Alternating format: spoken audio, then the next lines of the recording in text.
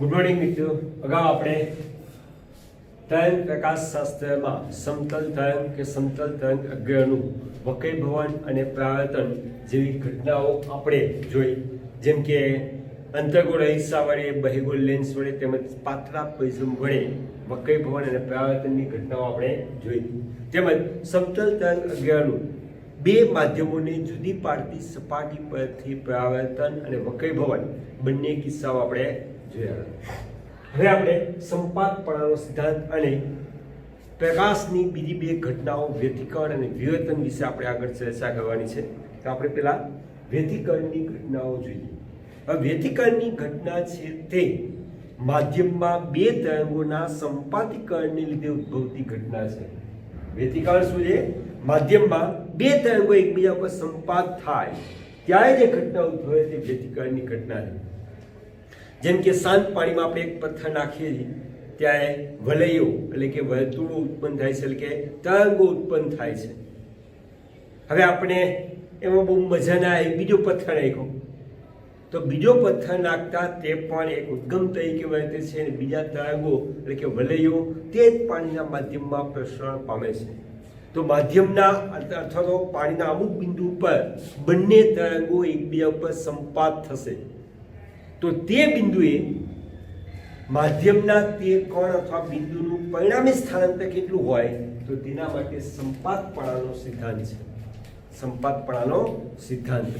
તો સૌપ્રથમ આપણે સંપાતપણાનો સિદ્ધાંત જોઈએ તો કે માધ્યમના કોઈ ચોક્કસ બિંદુ પર અથવા પાસે બે કે બે કરતાં વધારે તરંગો એકબીજા પર સંપાત થતા હોય તો માધ્યમના તે બિંદુ અથવા તે કણનું પરિણામી સ્થાનાંતર દરેક તરંગના સ્વતંત્ર સ્થાનાંતરના સદિશ સરવાળા જેટલું હોય છે, જેને સંપાતપણાનો સિદ્ધાંત કહે છે. તો કે માધ્યમના કોઈ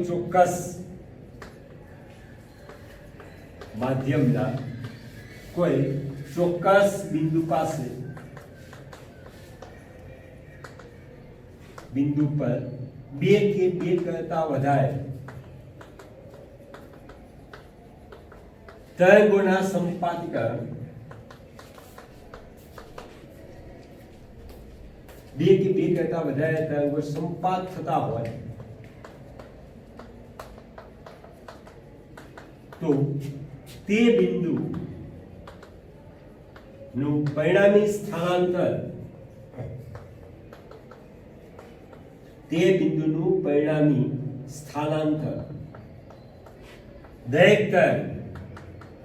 દરેક તરંગના સ્વતંત્ર સ્થાનાંતરના સદિશ સરવાળા જેટલું હોય છે.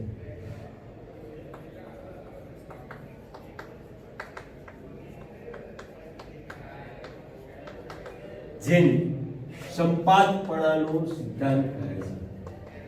જેને સંપાતપણાનો સિદ્ધાંત કહે છે. હવેથી માધ્યમના કોઈ ચોક્કસ બિંદુ પર બે કે બે કરતા વધારે તરંગો સંપાત થતા હોય તો તે બિંદુનું પરિણામી સ્થાનાંતર દરેક તરંગના સ્વતંત્ર સ્થાનાંતરના સદિશ સરવાળા જેટલું હોય છે, જેને સંપાતપણાનો સિદ્ધાંત કહે છે. હવે ઘણી વખત પ્રશ્ન એ થાય કે બે તરંગો એકબીજા પર સંપાત થાય તો સ્થાનાંતર શા માટે બદલાય? તો કે હકીકતમાં એક પરિમાણમાં તરંગ આ રીતે દર્શાવી શકાય. તો કે માધ્યમમાં વિક્ષોભની ગતિને તરંગ કહે છે. જો અહીંયા કોઈ વિક્ષોભ ઉત્પન્ન કરવામાં આવે આ બિંદુએ તો આ વિક્ષોભની અસર માધ્યમના જુદા જુદા બિંદુઓ પર જુદા જુદા સમયે થાય છે. એટલે કે સમય સાથે આ વિક્ષોભ છે તે માધ્યમમાં ગતિ કરે છે. અહીંયા એક માધ્યમમાં ગતિ કરતું એક પારિમાણિક પ્રગામી હાર્મોનિક તરંગ દર્શાવેલ છે, જે 11મા ધોરણમાં તમે તરંગોમાં ભણી ગયા. ફરીથી તો કે જો વિક્ષોભની અસર માત્ર એક જ પરિમાણમાં લેવામાં આવે તો તેની આકૃતિ આ પ્રમાણે થશે, જેને તરંગ તરીકે ઓળખવામાં આવે છે. એટલે કે જેમ જેમ વિક્ષોભ માધ્યમમાંથી પસાર થાય છે તેમ માધ્યમના કણો તેના મધ્યમાંશ સ્થાનની આસપાસ શું કરે છે? દોલન કરે છે. હવે માધ્યમના કોઈ કણનું તેના મધ્યમાન બિંદુથી મહત્તમ સ્થાનાંતર ને શું કહેવાય? કંપ વિસ્તાર તરીકે ઓળખવામાં આવે છે. કંપ વિસ્તાર તરીકે ઓળખવામાં આવે છે. અને આ જે ઉપરનો ભાગ છે તેને શૃંગ કહેવાય. તરંગનું શું કહેવાય? શૃંગ કહે છે. અને નીચેનો ભાગ છે એને તરંગનું ગત તરીકે ઓળખવામાં આવે છે. બે ક્રમિક શૃંગ અથવા બે ક્રમિક ગત વચ્ચેના અંતરને તરંગની તરંગ લંબાઈ કહે છે. તરંગની તરંગ લંબાઈ લેમ્બડા કહે છે.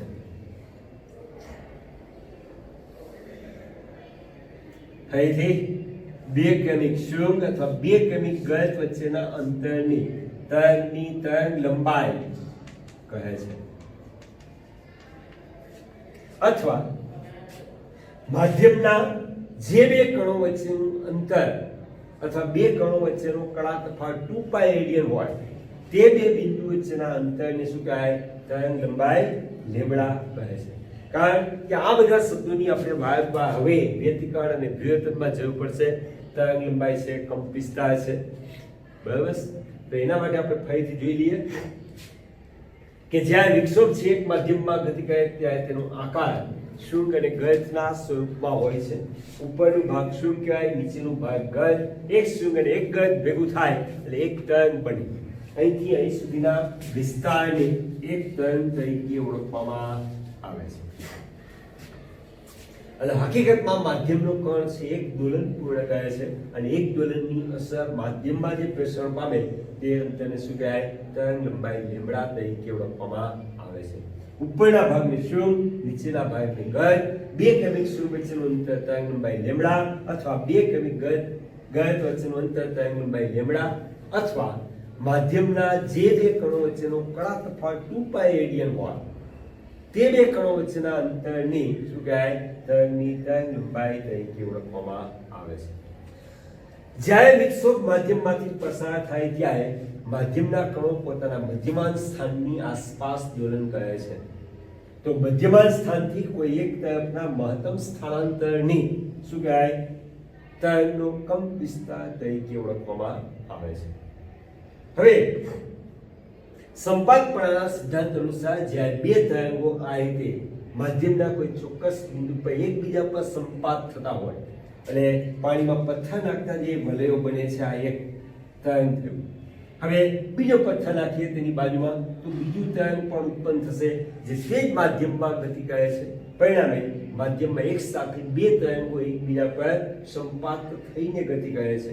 ત્યારે અમુક જગ્યાએ માધ્યમ સ્થિર બને છે, અમુક જગ્યાએ માધ્યમનું સ્થાનાંતર પેલા કરતા વધી જાય છે. તો કોના અનુસાર? તો કે સંપાતપણાના સિદ્ધાંત અનુસાર. હવે આપણે લઈએ જોઈએ ધારો કે કોઈ એક કણ કે અથવા એક તરંગ કે જેનું સ્થાનાંતર y1 બરાબર 4 સેન્ટીમીટર છે. હવે તે જ માધ્યમમાં બીજું એક તરંગ કે જેનું સ્થાનાંતર y2 બરાબર 6 સેન્ટીમીટર એ આ રીતે સંપાત થાય છે. તો માધ્યમના કણોનું પરિણામી સ્થાનાંતર તો y બરાબર y1 પ્લસ y2. કારણ કે આ P બિંદુએ બંને એક જ દિશામાં છે, પરિણામ બંનેના સ્થાનાંતરનો શું થશે? સરવાળો. બંનેના સ્થાનાંતરનો સરવાળો 4 + 6 બરાબર 10 સેન્ટીમીટર થશે. શું થશે? 10 સેન્ટીમીટર. હવે ઘણી વખત એવું બને કે માધ્યમમાં એક તરંગ આ રીતે જાય છે જેના માટે સ્થાનાંતર y1 બરાબર 4 સેન્ટીમીટર આપેલું છે. તે જ સમયે તે જ માધ્યમમાં બીજું એક તરંગ આ રીતે સંપાત થાય છે જેનું સ્થાનાંતર y2 છે. y2 બરાબર 6 સેન્ટીમીટર. તો સંપાતપણાના સિદ્ધાંત અનુસાર y બરાબર y1 માઈનસ y2. શા માટે અહીંયા માઈનસ? તો કે પ્રથમ સ્થાનાંતરની સાપેક્ષે y2 સ્થાનાંતર છે તે વિરુદ્ધ દિશામાં છે અથવા મધ્યમાન સ્થાનથી નીચેની દિશામાં છે, પરિણામે ઋણ, જ્યાં y1 ઉપરની દિશામાં જ્યાંથી ધન. આથી કેટલું થશે તો કે 4 - 6 -2 સેન્ટીમીટર. તો આ થયો સંપાતપણાના સિદ્ધાંત અનુસાર જે તે બિંદુએ બે કે બે કરતા વધારે તરંગો સંપાત થતા હોય તો તે બિંદુનું પરિણામી સ્થાનાંતર તો કે દરેક તરંગના સ્વતંત્ર સ્થાનાંતરના સદિશ સરવાળા જેટલું હોય છે. તે હકીકતનો ઉપયોગ કરીને શોધી શકાય. હવે એના પરથી આપણે વ્યતિકરણની ઘટના અથવા વ્યતિકરણ કોને કહેવાય તેની આપણે ચર્ચા કરવાની છે. તો કે વ્યતિકરણ તો કે માધ્યમમાં કોઈ બિંદુએ બે કે બે કરતા વધારે તરંગોના સંપાતીકરણથી ઉદ્ભવતી ભૌતિક અસર જેને વ્યતિકરણ તરીકે ઓળખવામાં આવે છે. તો કે માધ્યમના કોઈ બિંદુ પર તથા કોઈ બિંદુએ બે કે બે કરતા વધારે તરંગોના સંપાતીકરણથી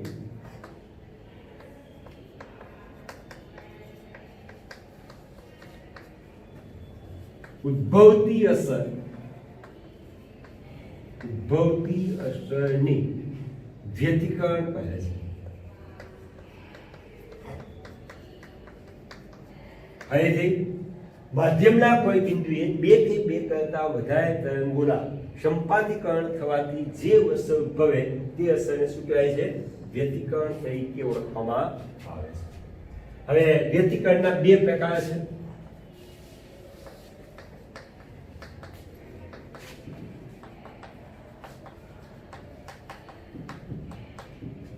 પહેલું છે સહાયક વ્યતિકરણ અને બીજું છે વિનાશક વ્યતિકરણ. તો આપણે સૌપ્રથમ સહાયક વ્યતિકરણ જોઈએ. તો કે માધ્યમના જે બિંદુએ એક તરંગના સ્વયં પર બીજા તરંગનું સ્વયં અથવા એક તરંગના ગજ પર બીજા તરંગનું ગજ સંપાત થતું હોય ત્યારે ઉદ્ભવતા વ્યતિકરણને સહાયક વ્યતિકરણ કહે છે. જ્યારે માધ્યમના કોઈ બિંદુએ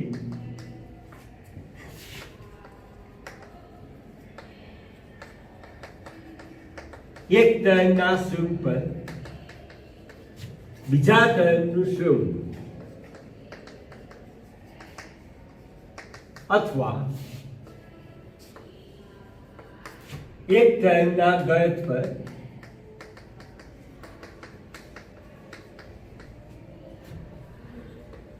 બીજા તરંગનું ગજ સંપાત થતું હોય અથવા સંપાત થાય ત્યારે રચાતા વ્યતિકરણની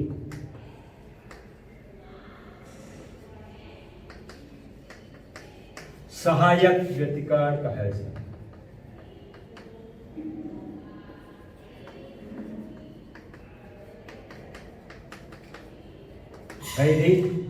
જ્યારે માધ્યમના કોઈ એક બિંદુ પર એક તરંગના સ્વયં પર બીજા તરંગનું સ્વયં અહીં આકૃતિ એકના સ્વયં પર બીજાનું સ્વયં આપાત થતું હોય ત્યારે જે વ્યતિકરણ રચાય તેને શું કહેવાય? સહાયક વ્યતિકરણ કહે છે. અને બીજું છે વિનાશક વ્યતિકરણ.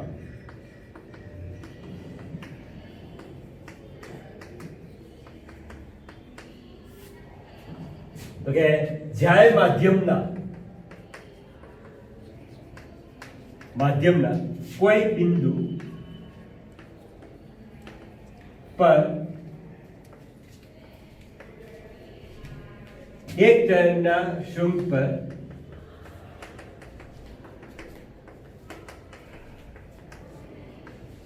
બીજા તરંગનું ગજ અથવા એક તરંગના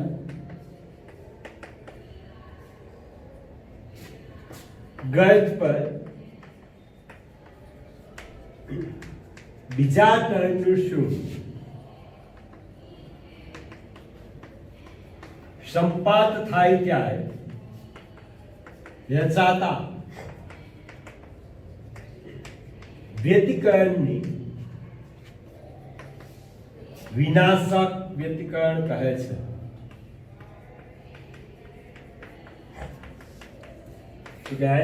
વિનાશક વ્યતિકરણ તો બાજુની આકૃતિ દર્શાવેલી છે.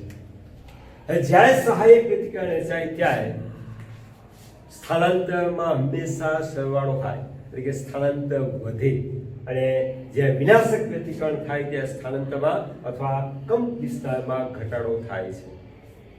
તો આ થયું સહાયક અને વિનાશક. સહાયકમાં એક તરંગના સ્વરૂપ પર બીજા તરંગનું સ્વરૂપ અથવા એક તરંગના ગજ પર બીજા તરંગનું ગજ સંપાત થતું હોય, જ્યારે વિનાશકમાં એકના સ્વરૂપ પર બીજાનું ગજ અથવા એકના ગજ પર બીજાનું સ્વરૂપ સંપાત થતું હોય ત્યારે રચાતું વ્યતિકરણ એ વિનાશક વ્યતિકરણ છે. તો મિત્રો આ છે સંપાતપણાનો સિદ્ધાંત.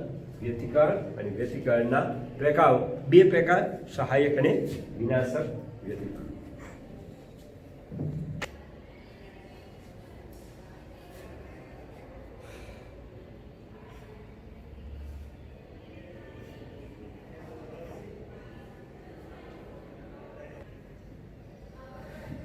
હવે મિત્રો આપણે શાંત પાણીમાં રચાતા તરંગો માટે સંપાતપણાનો સિદ્ધાંત મેળવવાનો છે. તો કે આપણે એક પાણીની અંદર બે લાંબા સળિયાઓ અથવા સોય કે જેને આપણે S1 અને S2 કહીએ, બંને એકબીજા સાથે જોડી રાખીએ અને એક સાથે જ આપણે ઉપર નીચે સળ આવત ગતિ કરાવીએ. જ્યારે સોયના છેડાઓ છે પાણીમાં ડૂબશે, અંદર જશે, બહાર આવશે, અંદર જશે, બહાર જશે, પરિણામે પાણીના જે તે બિંદુ પાસે અહીંયા વિક્ષોભ ઉત્પન્ન થશે. જે વિક્ષોભ પાણીના માધ્યમમાં ગતિ કરતું બે પાણીના તરંગો રહેશે. આ પાણીના તરંગો પાણીમાં પ્રસરણ પામીને એકબીજા પર સંપાત થાય છે.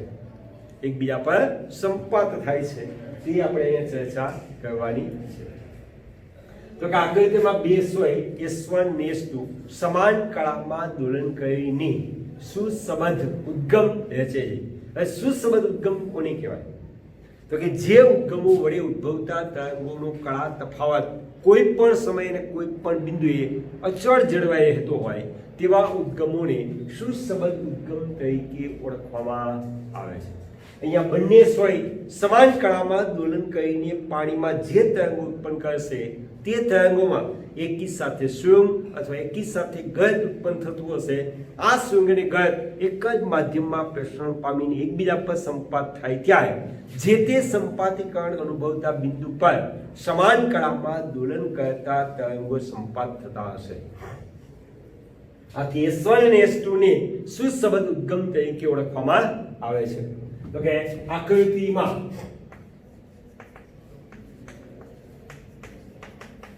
સમાન કળામાં દોલન કરતી બે સોય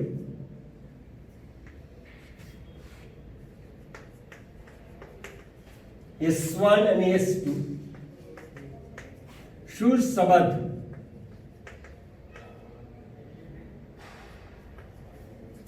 ઉદ્ગમ રજૂ કરે છે. ઉદ્ગમો રજૂ કરે છે. અને પાણીમાં બે તરંગો ઉત્પન્ન કરે છે. માધ્યમના કોઈ પણ બિંદુએ બે તરંગો વચ્ચે ઉદ્ભવતા સ્થાનાંતરનો કળા તફાવત કોઈ પણ સમયે કેવો છે? અચળ. હવે માધ્યમના કોઈ બિંદુએ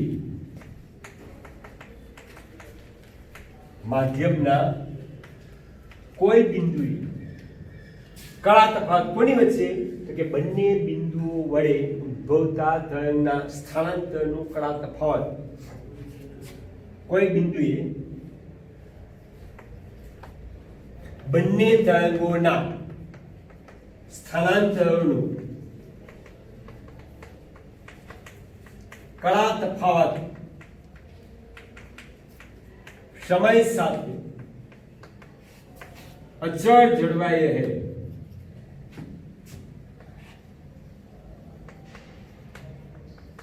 તો તેવા ઉદ્ગમોને સુસંબદ્ધ ઉદ્ગમ તરીકે ઓળખવામાં આવે છે. સુસંબદ્ધ ઉદ્ગમો કહે છે. તો આ થયું સુસંબદ્ધ ઉદ્ગમ અને આકૃતિનું વર્ણન. તો કે S1 અને S2 બંને ઉદ્ગમ કેવા છે? સુસંબદ્ધ ઉદ્ગમ છે, એટલે કે સમાન કળામાં દોલન કરતા તરંગો બંને ઉત્પન્ન કરે છે. તો હવે આપણે લઈએ, ધારો કે કોઈ બિંદુ P પાસે, ધારો કે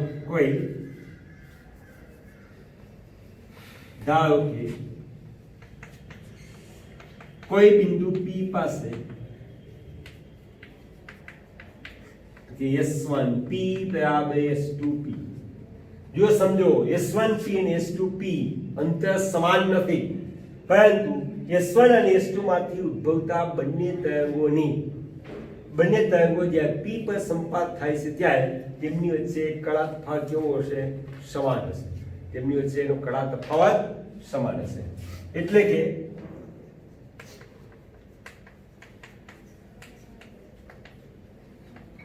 P બિંદુએ સંપાત થતા તરંગો કેમાં હશે? સમાન કળામાં હશે. સમાન કળામાં અથવા તો કળા તફાવત કેવો હશે? સમાન હશે. ધારો કે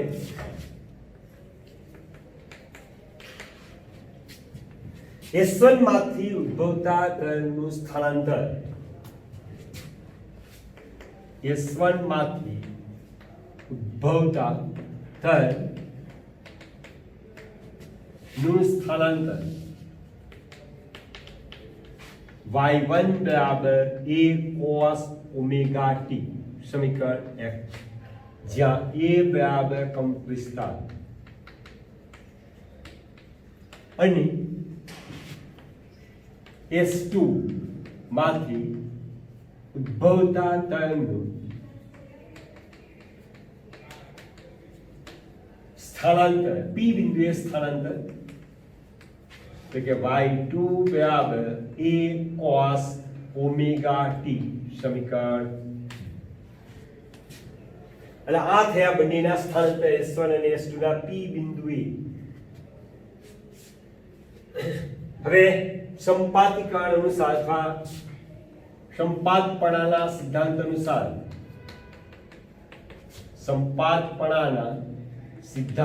અનુસાર P બિંદુએ પરિણામી સ્થાનાંતર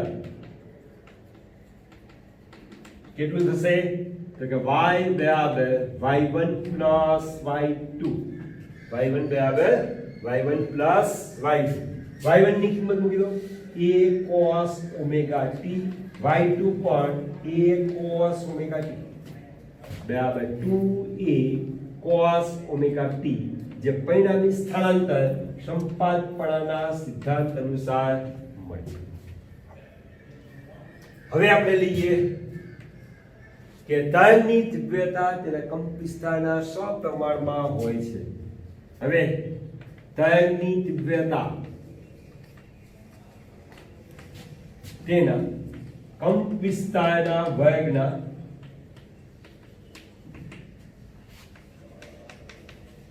સપ્રમાણમાં હોય છે. સપ્રમાણમાં હોય છે એટલે કે I ચલે છે કંપ વિસ્તારનો વર્ગ. હવે દરેક તરંગ S1 અને S2 માંથી ઉદ્ભવતા દરેક તરંગની મૂળભૂત તીવ્રતા I0 હોય. ધારો કે દરેક તરંગની તીવ્રતા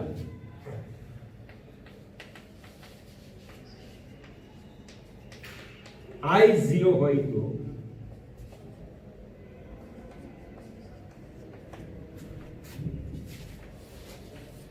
I0 ચલે છે s², I0 ચલે છે s², સમીકરણ 4. કારણ કે સમીકરણ 1 અને 2 અનુસાર જે તે તરંગનો કંપ વિસ્તાર એ છે, આથી તેની તીવ્રતા તેના કંપ વિસ્તારના વર્ગના સપ્રમાણમાં હોય છે. અને પરિણામી તરંગની તીવ્રતા અને પરિણામી તરંગની તીવ્રતા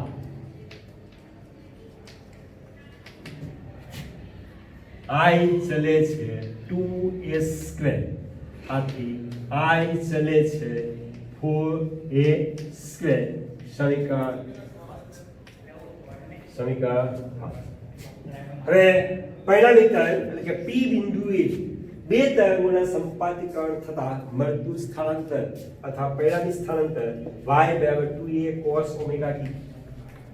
હવે 2a કંપ વિસ્તાર છે, આથી પરિણામી તરંગની તીવ્રતા I ચલે છે 2a² થશે, એટલે I ચલે છે 4a². હવે સમીકરણ 5 અને 4 નો ગુણોત્તર લેતા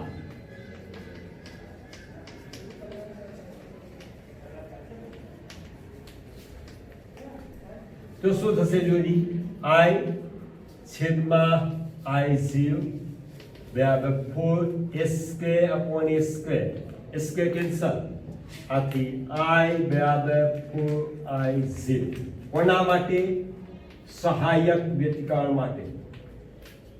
એટલે જો P બિંદુએ સહાયક વ્યતિકરણ રચાતું હોય તો સ્થાનાંતર મહત્તમ અને તીવ્રતા 4I0 તરીકે મહત્તમ થાય. આમ જો P બિંદુએ સહાયક વ્યતિકરણ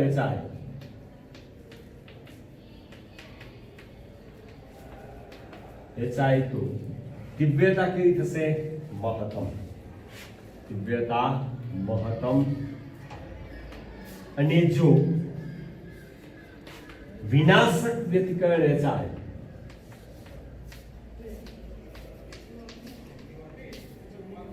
અને વિનાશક વ્યતિકરણ રચાય તો y બરાબર y1 માઇનસ y2 બરાબર a cos omega t minus a cos omega t બરાબર 0 તથા તીવ્રતા I બરાબર પણ 0. એટલે કે કંપ વિસ્તાર અને તીવ્રતા બંને શૂન્ય હોય છે. આમ કંપ વિસ્તાર અને તીવ્રતા બંને શૂન્ય હોય છે. બંને શૂન્ય. એટલે આપણે સંપાતપણાના સિદ્ધાંત પરથી જો માધ્યમના P બિંદુએ સ્થાનાંતર શૂન્ય થાય તો તીવ્રતા પણ શૂન્ય, પરિણામે તે બિંદુએ શું થતું હશે? વિનાશક વ્યતિકરણ રચાતું હોય. અને જો સ્થાનાંતર મહત્તમ અને તીવ્રતા મહત્તમ હોય તો તે બિંદુએ સહાયક વ્યતિકરણ, પરિણામે સ્થાનાંતર અને તીવ્રતા મહત્તમ હોય છે. હવે ફરીથી જોઈ લઈએ આપણે આકૃતિ. તો કે આકૃતિમાં બે સોય અથવા બે સળિયાઓ S1 અને S2 સમાન કળામાં દોલન કરીને સુસંબદ્ધ ઉદ્ગમો રજૂ કરે છે અને પાણીમાં બે તરંગો ઉત્પન્ન કરે છે. આ તરંગો પાણીના માધ્યમમાં પ્રસરણ પામી એકબીજા પર સંપાત થાય છે. હવે માધ્યમના કોઈ બિંદુએ બંને તરંગોના સ્થાનાંતરોનો કળા તફાવત સમય સાથે અચળ જળવાઈ રહેતો હોય તો તેવા ઉદ્ગમોને સુસંબદ્ધ ઉદ્ગમો કહે છે. ધારો કે કોઈ બિંદુ P પાસે S1 P બરાબર S2 P છે, એટલે એનો અર્થ એવો નથી કે S1 થી P અને S2 P નું અંતર સમાન છે. અંતર જુદા છે, પરંતુ P બિંદુએ S1 માંથી અને S2 માંથી ઉદ્ભવતા તરંગો જ્યાં P બિંદુએ પહોંચે છે ત્યાં તેમની વચ્ચેનો કળા તફાવત કેવો હશે? સમાન, અથવા તો બંને સમાન કળામાં હશે. ધારો કે S1 માંથી ઉદ્ભવતું તરંગનું સ્થાનાંતર y1 બરાબર a cos ઓમેગા t વડે દર્શાવેલ છે, જ્યાં a કંપ વિસ્તાર છે, અને S2 માંથી ઉદ્ભવતા તરંગનું સ્થાનાંતર y2 બરાબર a cos ઓમેગા t દર્શાવેલ છે. સંપાતપણાના સિદ્ધાંત અનુસાર એટલે કે પરિણામી સ્થાનાંતર y બરાબર y1 પ્લસ y2 બંનેની કિંમત મૂકો. a cos ઓમેગા t, અહીંયા પણ a cos ઓમેગા t, આથી પરિણામી સ્થાનાંતર y બરાબર 2a cos ઓમેગા t. હવે તરંગની તીવ્રતા તેના સ્થાનાંતર તેના કંપ વિસ્તારના વર્ગના સપ્રમાણમાં હોય છે, આથી I ચલે છે કંપ વિસ્તારનો વર્ગ. ધારો કે દરેક તરંગની તીવ્રતા I0 હોય તો I0 ચલે છે s², બરાબર.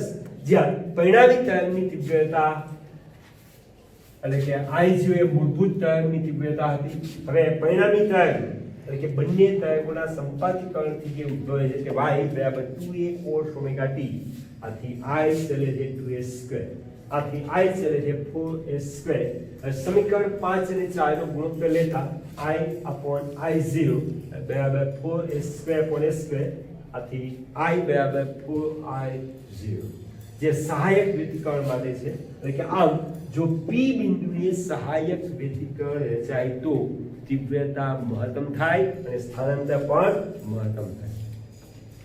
જો P બિંદુએ વિનાશક વ્યતિકરણ રચાતું હોય તો સ્થાનાંતર y બરાબર y1 માઈનસ y2 સમીકરણ અનુસાર 0 અને તીવ્રતા પણ કેવી થાય? 0, કારણ કે કંપ વિસ્તાર 0 છે.